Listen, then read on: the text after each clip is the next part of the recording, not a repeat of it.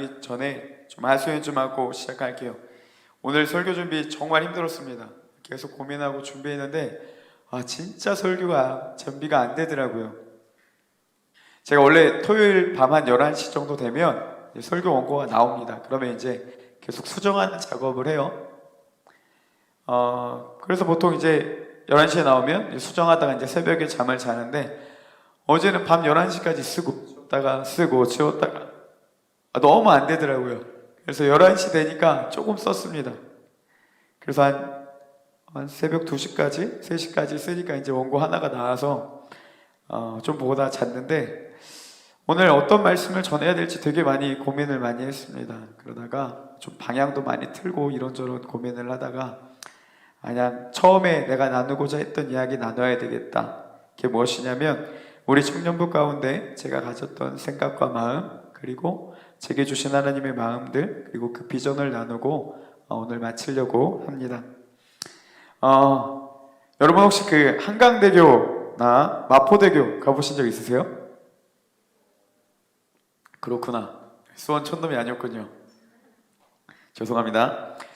지금은 없어졌다고 해요. 근데 제가 이제 신방을 하다가 종종 그 마포대교나 한강대교를 이제 서울에서 사역할 때 지나다녔는데, 거기 보니까 다리에 글귀 있는 거 아세요? 네, 글귀가 있더라고요. 이런 글귀였어요. 하면 된다, 사랑한다, 당신은 소중한 사람입니다, 내일은 해가 뜬다, 다 괜찮아요, 세상에서 가장 강한 사람. 어떻습니까? 마음이 포근해지지 않아요? 우리 청년들 한참 포근해져야 될 나이인데, 저는 보고 너무 좋다 이런 생각이 들었어요, 처음에는. 그리고 이래서 서울 하는구만 이런 생각을 했어요. 근데 이게 알고 보니까 무슨 문구인지 아시죠? 보여요? 네, 자살 예방 문구였더라고요. 우리나라 한강다리 중에 투신율 1위가 마포대교라고 합니다. 네, 자살하지 말라고 만든 이유예요. 그러면 여러분, 사람들이 거기서 그렇게 충동적으로 뛰어내는 이유가 뭘까요? 많은 이유들이 있겠죠. 뭐 사업이 실패하거나, 뭐 가정에 어려움이 없거나, 뭐 여러 가지 이유가 있을 거예요. 근데 저는 가장 큰 이유를 뽑자면 이거 같아요. 소망을 잃어버렸을 때, 그죠? 내가 이제 할 수 있고 살 수 있는 소망을 잃어버리면 뛰어내리는 것 같아요. 오늘 말씀해 보면요, 이 소망을 잃어버린 한 사람이 나타납니다. 바로 엘리야라는 선지자예요. 근데 엘리야가 처음부터 그런 건 아니었습니다. 이 당시가 어떤 시대였냐면요, 아합 왕과 그의 아내인 이세벨이라는 그 왕비가 있었어요. 이 이세벨이 문제인데 뭐냐면, 바알을 숭배하고 또 아세라탕을 숭배했습니다. 그러니까 하나님의 선지자들을 다 죽여버렸어요. 그리고 이스라엘에게 바알과 아세라를 섬길 것들을 거의 협박적으로 했던 거죠. 근데 엘리야는 그런 어려움 속에서도 끝까지 하나님의 뜻에 따라 사역을 합니다. 그리고 굴복하지 않고 하나님은 그런 엘리야를 통해서 여러 가지 기적을 보여주셨어요.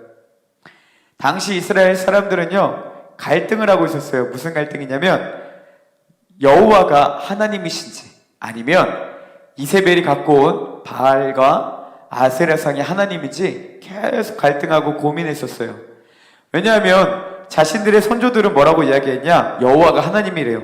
근데 현실은 바알이 하나님 같은 거예요. 왜? 하나님의 선지자들은 다 죽임을 당했거든요. 그리고 그 땅의 현실 가운데 바알과 아세라 상의 숭배만 남았거든요. 여호와가 하나님인 건 알겠는데 상황을 보니까 바알이 하나님 같은 거예요. 갈등하는 이스라엘을 향해 엘리야가 갈멜산에서 이렇게 선포합니다. 너희가 어느 때까지 머뭇머뭇하려느냐? 여호와가 만일 하나님이면 그를 따르고 바알이 만약 하나님이면 그를 따르라. 이렇게 이야기를 합니다. 결국 이 갈멜산에서 850대 1의 전투가 펼쳐집니다. 누가 이긴지 아시죠? 엘리야가 승리했어요. 그리고 바알 선지자들은 그 자리에서 죽임을 당합니다. 엘리야는요, 이 갈멜산 전투를 끝으로 이렇게 생각했을 거예요. 자, 이제 이스라엘이 여호와가 하나님이심을 알았고, 그렇죠? 바알이 무너졌으니까 새로운 회복의 때가 올 거라고 생각했겠죠. 모든 사람들이 여호와가 하나님임을 증명됐으니까. 심지어 바알과 아세라성을 숭배하는 사람들 앞에서도요. 근데 이날만을 꿈꾸며 엘리야는 죽음도 무릅쓰고 열심히 사역을 했는데 문제는 뭐냐? 현실은 변하지 않는 거예요. 여러분, 오늘 읽었던 말씀이요, 이 갈멜산 전투 바로 이후의 일입니다. 1절부터 2절에 어떤 일이 일어납니까? 엘리야는 갈멜산에서 승리했지만 아합 왕이 이 이야기를 이세벨에게 알려요. 그러자 이세벨이 뭐라고 이야기하냐면, 내가 이 사람을 죽이지 않으면 신들이 내게 벌 위에 벌을 내릴 것이다, 이렇게 선포해버려요. 그러니까 막 엘리야를 더욱더 죽이려고 막 혈안이 되었던 거예요. 이 이야기를요, 사이먼 제이 데브라스라는 신학자가 있어요. 몰라도 돼요. 나도 누군지 잘 몰라요. 그 사람이 이렇게 얘기를 했습니다. 요점은 엘리야가 이세벨의 자신에 대한 개인적인 공격을, 그러니까 엘리야가 이세벨의 자신에 대한 개인적 공격, 그러니까 지금 말한 거예요. 갈멜산 전투가 끝났는데 이세벨이 또 죽이려고 하는 이 상황을 어떻게 해석했냐? 자신의 사역의 끝으로 해석했대요. 이제 하나님의 선지자의 사역의 끝이다 라고 해석을 했다는 겁니다. 그래서 야훼의 땅의 극남당인 이 브엘세바에서 3절에 나온 말씀입니다. 선지자가 자신의 사환을 놓아 보냈다는 것, 그러니까 사환을 브엘세바에 놓고 가죠. 그것은 뭐냐면 그와 함께 자신의 사역을 포기했다라는 의미래요. 그러니까 무슨 말이냐면요, 엘리야가 이전까지는 정말 담대했습니다. 아합 왕이 자신을 죽이려 할 때도 담대하게 나아갔어요. 갈멜산에서 850명이 다 네가 거짓말이라고 외치는 상황 가운데서도 하나님 믿고 섰던 1인이 엘리야예요. 근데 지금은 어떻게 됐습니까? 그럼에도 이세벨이 여전히 죽이려고 하자 상황이 변하지 않으니까 이제 끝이야, 그만이라고 했던 겁니다. 담대하게 하나님의 역사를 보며 믿음을 버텼던 엘리야지만 바뀌지 않는 현실과 여전히 두려운 상황 앞에 자신의 사역을 내려놓고 말았다라는 겁니다. 그래서 4절의 말씀을 보겠습니다. 4절에 보면 이렇게 기록돼요. 자기 자신은 광야로 들어가 하룻길쯤 가서 한 로뎀 나무에 앉아서 뭐라고 합니까? 자기가 죽기를 원하여 이르되, 여호와여 넉넉하오니 지금 내 생명을 거두시옵소서. 나는 내 조상들보다 낫지 못하니이다 하고 이렇게 말하는 거예요. 주님, 이제 됐습니다. 넉넉합니다. 이제 제 생명을 거두어 주세요. 이번은 다를 거라고 생각했어요. 갈멜산 전투를 통해 다를 거라고 생각했는데 하나님, 똑같습니다. 저는 제 조상들보다 낫지 않아요. 변하지 않아요. 저도 여기까지입니다. 이렇게 고백하는 거예요. 엘리야가 너무나도 지쳐버린 겁니다. 마지막 소망까지 잃어버린 엘리야는요, 결국 구하는 게 무엇이냐? 이제 내 생명을 거두어 가세요. 이런 고백을 한다라는 겁니다. 우리도 엘리야와 비슷한 그런 모습을 보일 때가 많이 있죠. 저도 예수님 만나고 정말 믿고 너무 행복했습니다. 어느 날은 성경 공부를 하다가 혼자서 하다가 너무 좋아서요, 야, 평생 이렇게 살았으면 좋겠다라고 고백했는데 눈 떠보니까 목사로 하고 있어요. 그리고 그 기도가 지금까지 제가 사역의 길을 걷게 했습니다. 예수님을 인격적으로 만났을 때는요, 예수님만 떠올려도 눈물이 났고 제가 십자가에 그 사랑이 들어간 찬양을 부른 적이 없어요. 자꾸 울어서. 그리고 여러분 혹시 성찬식 하면서 울어보셨나요? 포도주를 마셔서 막 감격해서 온 게 아니라 그 예수님의 사랑에 막 감격이 돼서 성찬식 내내 울었던 적도 많이 있습니다. 기도할 때마다 하나님이 마음을 많이 부어주셨고 기도 속에서 주님을 깊이 만났어요. 엘리야에게 갈멜산 전투까지 그 하나님의 은혜의 역사, 승리가 있었던 것처럼 제게도 그런 시절이 있었습니다. 근데 문제는 뭐냐? 그런 마음으로 사역 자리에 뛰어들었던 제게 너무 변질이 이루어졌다라는 마음이 많이 들어요. 그래서 지난주에도 나눴지만 사역이 재미없다고 하나님 앞에 하소연하기까지, 제가 처음에 기도했을 때는 하나님, 이렇게 말씀 묵상하며 평생 살고 싶어요 라고 했는데 나중에는 재미없어요, 재밌게 해주세요, 이렇게 참 변질되는 게 아닌가라는 생각들이 많이 들었습니다. 여러분, 저뿐만의 이야기겠습니까? 여러분들에게도 화려한 엘리야가 그 갈멜산 전투에서 승리했던 것과 같은 화려한 신앙의 시기가 있지 않습니까? 예수님을 인격적으로 깊이 만났던 그 시절, 수련회나 예배 가운데 하나님의 은혜를 경험하고 이제 주님만을 위해 살겠다고 결단했던 그 시절들이 아마 다 있을 거예요. 그런데 지금은 어떻습니까? 여러분, 신앙생활에 정말 만족하고 즐거움을 느끼고 계세요? 엘리야에게 주어진 그 갈멜산 전투에서 850대 1의 승리의 그 짜릿함, 그 감격이 우리의 신앙 가운데도 있습니까? 부끄럽지만 그렇지 못하다는 거예요. 그런 시절이 있었지만 지금 돌이켜보니까 그렇지 않은 모습들이 많이 나타나고 있지 않습니까? 코로나로 너무나도 큰 타격을 받았죠, 우리 청년들이. 코로나도 너무 크고 무거운데 청년부 주축을 이뤘던 많은 분들이 결혼하고 다 떠났잖아요. 그래서 너무 많이 힘들어졌지 않습니까? 이 시대의 위협 앞에 모든 소망을 잃고 낙담했던 엘리야처럼 사역의 어려움으로 번아웃 되었던 제 모습처럼 아무런 힘도 없이 무기력한 모습으로 살아가고 신앙생활하는 우리 청년부의 모습처럼 왜 이런 상황들이 우리 가운데 왔냐는 것입니다. 그리고 그럴 때 우리는 무엇을 붙잡아야 하냐는 거예요. 열심히 하려고 하지만 되지 않고 이 무기력함에서 벗어나기 위해서 우리 청년들 정말 많이 열심히 노력했잖아요. 제가 보니까 뭐 금은방 그리고 뭐예요? 뭐 아껴 쓰는 거 뭐도 있던데?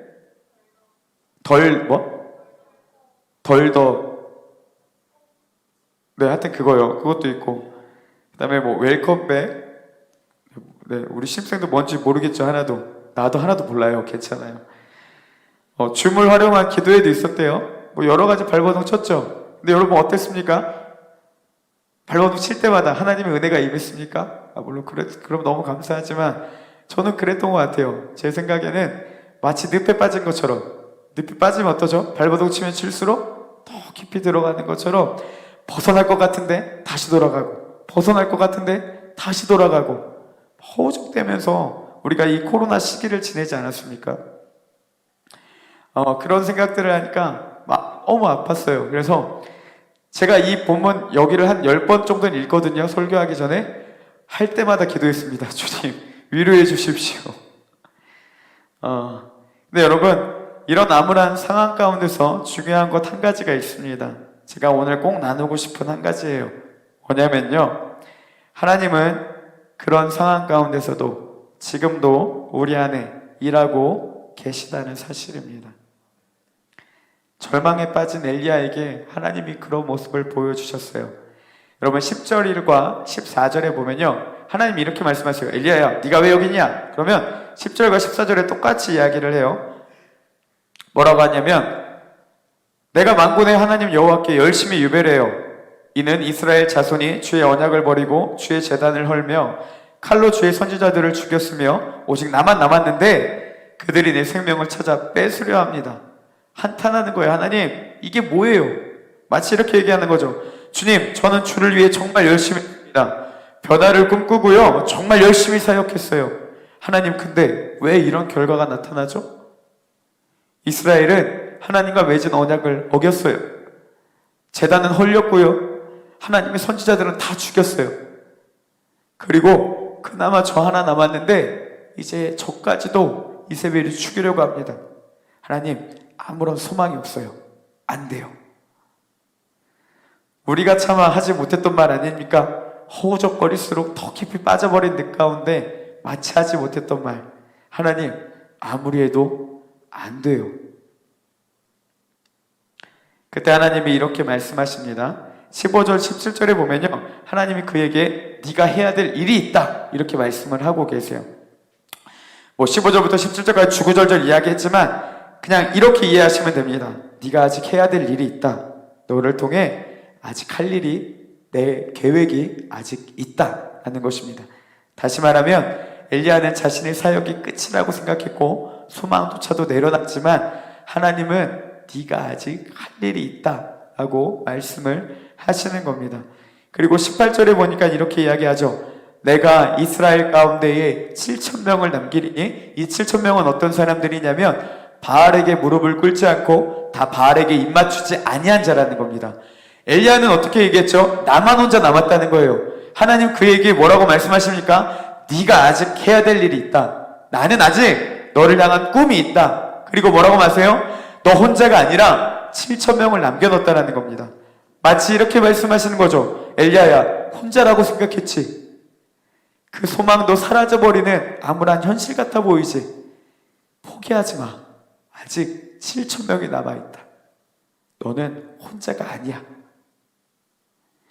엘리야는요, 갈멜산 전투 후에 자신의 사역이 끝이라고 생각했습니다.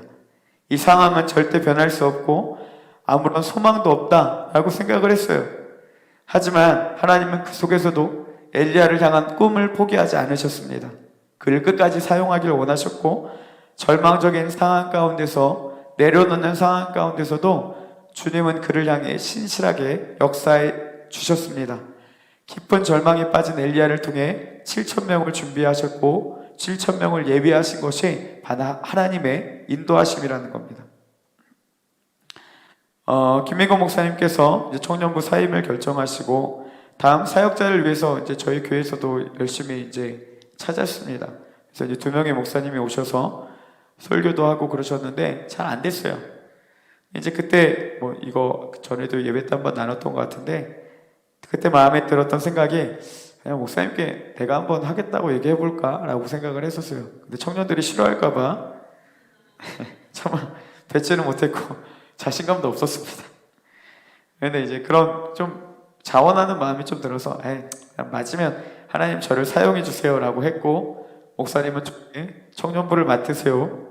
그래서 더 하나님의 뜻으로 생각하고 하게 되었습니다. 근데 제가 아마 처음 만났을 때도 그런 얘기 했을 거예요. 2022년 하나님이 뭔가 하실 것 같다. 그 기대감이 자꾸만 커져갔습니다. 그래서 그 마음으로요, 지금 1월 달부터 새벽 예배를 시작했습니다. 청년들이 정말 많이 왔어요.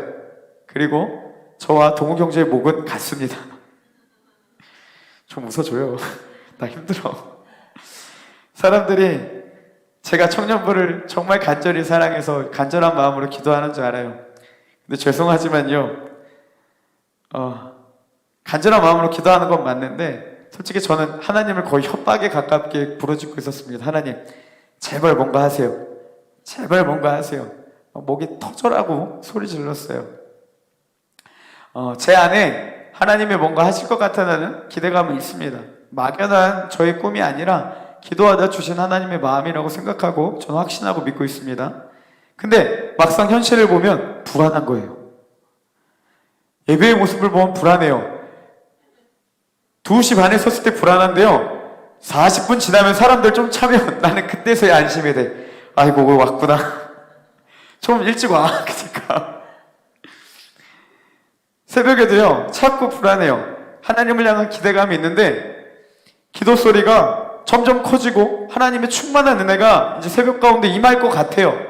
근데 현실을 보면 모르겠어요. 동경제랑 내 목소리 바뀐 거 빼놓고는 변한 게 없는 것 같아요.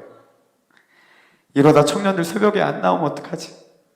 그 힘든 상황 가운데서도 하나님의 은혜를 사모하고 왔는데 오히려 더 낙심하고 엘리야처럼 떠나면 어떡하지? 이런 생각이 자꾸 조급해지는 거예요. 그래서 목이 더 갔습니다. 제 안에 계속 들었던 마음 2가지는 뭐냐면 하나님이 뭔가 하시겠지 라는 것과 막상 현상을 보면 불안한 마음이 계속 공조했습니다. 제가 12월 달에 1월, 2월 이제 새벽 예배를 하자고 한 지체랑 이제 카페에서 이야기를 나눴어요. 그래서 이제 그 지체에게 제가 이야기를 했습니다. 일단 저의 목표는요 5명에서 6명입니다 이야기했고, 이 인원이 떨어지지 않게 도와주세요. 저는 2명만 있어도 할 거예요. 그러니까 나는 끝까지 있을 테니까 도와주세요. 이렇게 얘기했어요. 여러분, 제 말의 의미가 뭐겠습니까? 그러니까 너는 나와. 그쵸, 연수자매? 잘하고 있는 것 같아요. 이해 잘한 것 같아요. 어쨌든 그 자매님과 이야기를 하는데 연수자매 미안해요. 근데 연수자매가 갑자기 그런 얘기 하더라고요. 막 웃으면서 우리끼리 막 얘기하다가, 목사님, 만약에 목사님 혼자 남으면 어떡해요? 저도 웃으면서 얘기했습니다. 동욱이 형제는 나올 거예요. 내가 축전까지 가는데 안 나오면 사람이 아니지. 사실 말은 했는데 정말 혼자 남을 수도 있겠다 생각을 했습니다. 이런 불안감으로 새벽에 기도를 하니 기도 소리가 줄어들거나 기도 소리가 안 나면 제가 얼마나 불안하겠습니까? 분위기 다운될까봐 더 지르고 동영자 옆에서 박수치고 은혜 좀 달라고 계속 부르짖었죠. 그러다가 이번 주에 기도하다가 하나님이 좀 그런 마음을 주신 것 같아요. 저는 하나님 주신 마음이라고 생각하는데, 생각해 보니까요, 나는 너무 매일매일 불안한 거예요. 새벽마다 불안함에 부르짖었어요. 근데 이 처음 시작했던 그때를 하나님이 보여주시는 것 같아요. 제가 아까 처음에 얘기했죠. 제 목표는 몇 명이었다고요? 5명에서 6명. 첫날 한 12명이 온 것 같아요. 그래, 처음이니까. 나는 솔직히 불안했어요. 그래도 여기서 한 명씩 떨어질 텐데 어떡하지. 근데요, 지금까지 2주가 됐는데 10명 이하로 떨어진 적 한 번도 없습니다. 제 기억으로. 5명, 6명만 모여도 선방이라고 생각했는데 오히려 더 많은 지체들이, 그리고 또 빠지면 다른 지체가 와요. 그렇게 하나님 채우시더라고요. 저만 불안했지 하나님은 다 환경을 조성해 주셨어요. 여러분 놀랍지 않습니까? 여기 한 30명 정도 앉았잖아요. 여러분 그 어떤 청년부 가서 물어보세요. 새벽 예배하자 그러면 3분의 1이 나오나? 안 나올걸요? 그렇다고 뭐 우리가 대단해요? 대단한 것도 아니잖아요. 저는 어떤 마음이 들었냐면 하나님이 다 준비시키셨구나 라는 생각이 들었던 거예요. 우리 안에 하나님이 일하고 계심을 깨닫게 해주셨어요. 그래서 오늘 말씀의 제목이 제 입술 가운데 고백되었습니다. 주가 일하시네. 엊그저께 금요일날 여러분 우리 또 청년들 강단 기도를 했습니다. 부장님 집사님이 장년들 끌고 와서 20명 넘게 기도했어요. 너무 분위기 좋고 기도가 너무 좋았어요. 전 또 고백했어요. 주가 일하시네. 어제는 고등부 전도사님이 갑자기 찾아오더라고요. 그러더니 뭐라고 얘기하냐면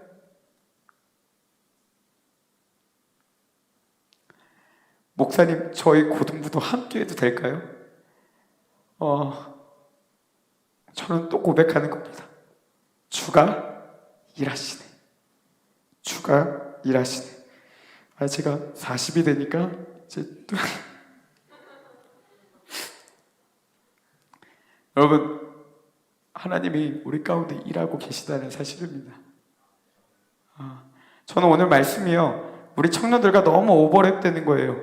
여러분 지쳐있고 소망 잃은 엘리야를 하나님이 어떻게 하시는지 보세요. 5절에 보니까 로뎀나무 아래 누워 자더니 천사가 그를 어루만지며 그에게 이르되 일어나서 먹으라 하는지라. 6절에도요, 본즉 머릿맡에 숯불에 구운 떡과 한 병 물이 있더라. 이에 먹고 마시고 다시 누웠더니 7절은 여호와의 천사가 또다시 와서 어루만지며 이르되 일어나 먹으라. 내 갈 길을 다 가지 못할까 하노라 하는지라. 여러분 잘 보세요.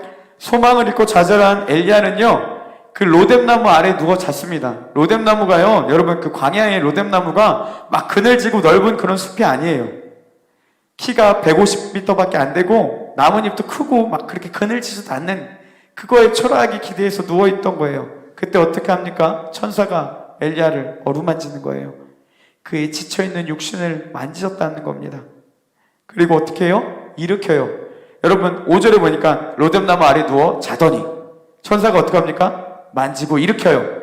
근데 이 엘리야가 또 어떻게 하냐면 6절에 먹고 또 누워요. 7절에 어떻게 합니까? 다시 와서 어루만지며 일으켜요. 넘어지고 쓰러지는 엘리야를 천사가 계속 일으킵니다. 그리고 할 수 있도록 음식을 내주고 에너지를 쓸 수 있도록 그를 돕는다는 거예요. 결국 좌절감과 절망에 빠진 엘리야를 하나님은 천사를 통해 끊임없이 일으켜주시고 힘을 주시는 것을 오늘 본문을 통해 볼 수 있습니다. 저는 이 말씀에 자꾸 이렇게 보이는 거예요. 하나님은 영적으로 지쳐있는 우리를 끊임없이 일으켜주시는 거예요. 청년들을 일으켜주시고 기도의 자리 가운데 계속 나아가게 하시는 겁니다.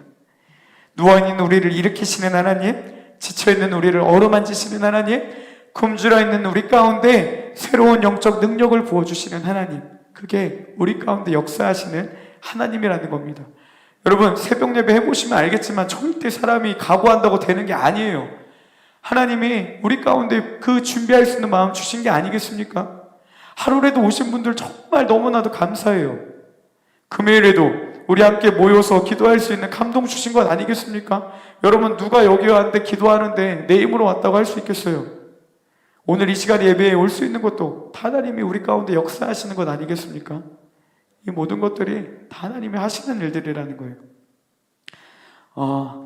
40분 되면 불안했던 제 마음이 평안함을 누릴 수 있었던 것 중에 하나는 뭐냐면, 너무 감사한 게 예배 인원이 계속해서 늘고 있어요. 제가 막 허세 떨었거든요. 2022년 우리 청년부 목표 100명이다.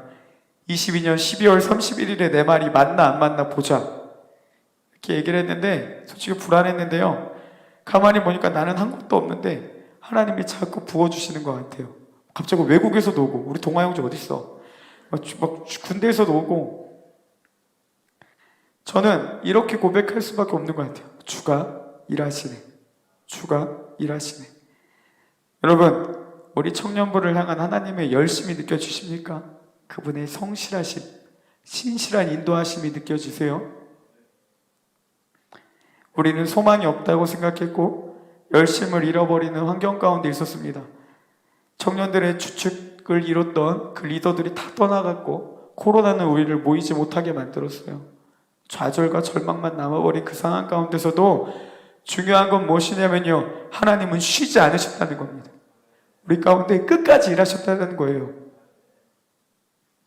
정말 바라기는 우리 청년들 모두 참여해서 그 하나님의 일하심을 같이 봤으면 좋겠어요. 저만 주가 일하시네, 주가 일하시네 이 고백이 아니라 우리 청년들도 함께 같이 고백했으면 좋겠습니다. 하나님이 이곳 가운데 함께 하시고 우리 청년부 가운데 일하신다라는 고백을 말이죠. 여러분, 주님은 정말 우리 가운데 함께 하시고 놀랍게 역사하고 계십니다. 같이 꿈을 꾸고 기도하는 우리 청년부가 되기를 소망합니다. 이제 말씀을 정리하겠습니다. 제가 나누고 싶은 건 이거였어요. 반복합니다. 주님이 우리 청년부 안에 일하고 계십니다. 무기력하게 신앙생활 하셨던 분들이 있다면 같이 결단하고 기도의 자리에 나오시죠. 청년부의 부흥을 꿈꾸며 이 안에 많은 인원들이 함께 같이 하나님을 갈망하고 주님을 뜨겁게 예배하는 그 공동체를 꿈꾸시는 분들이 있다면 같이 오세요. 기도합시다. 같은 마음을 꾸고 같은 꿈을 꾸며 하나님 안에 아름다운 공동체가 나아가기를 소망합니다. 여러분, 제 삶을 걸고 확신하며 고백할 수 있습니다.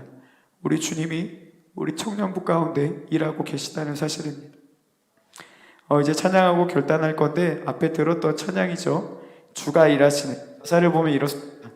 날이 저물어 갈 때, 빈들에서 걸을 때, 코로나의 무력함 가운데 아무것도 보이지 않는 그 절망 가운데 있었던 딱 우리의 모습이 아니겠습니까?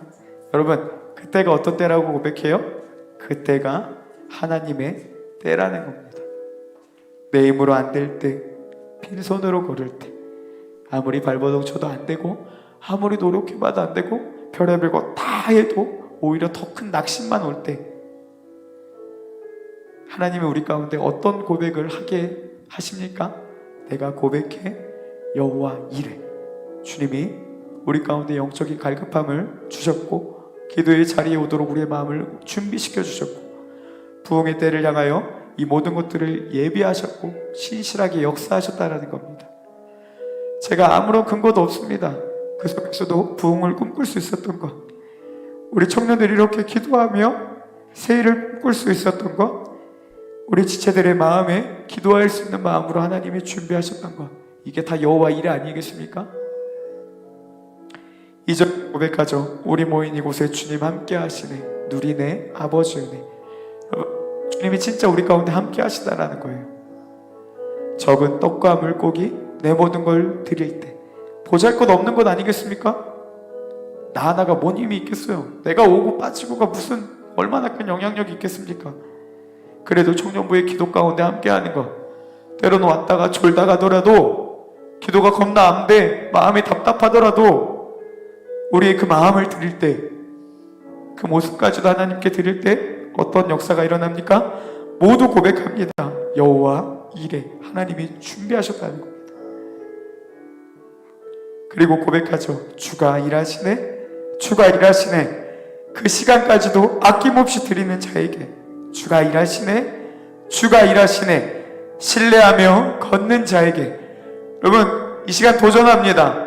하나님 우리 가운데 반드시 역사하시고 일하시는데 그 신뢰함을 갖고 나아가는 자들 가운데 이제 하나님이 우리 가운데 놀라운 부흥을 일으키실 것입니다. 적어도 제가 믿는 하나님이 그러신 분이세요. 충분하세요. 같이 그 마음을 가지고 같은 공동체를 이루셨으면 좋겠습니다.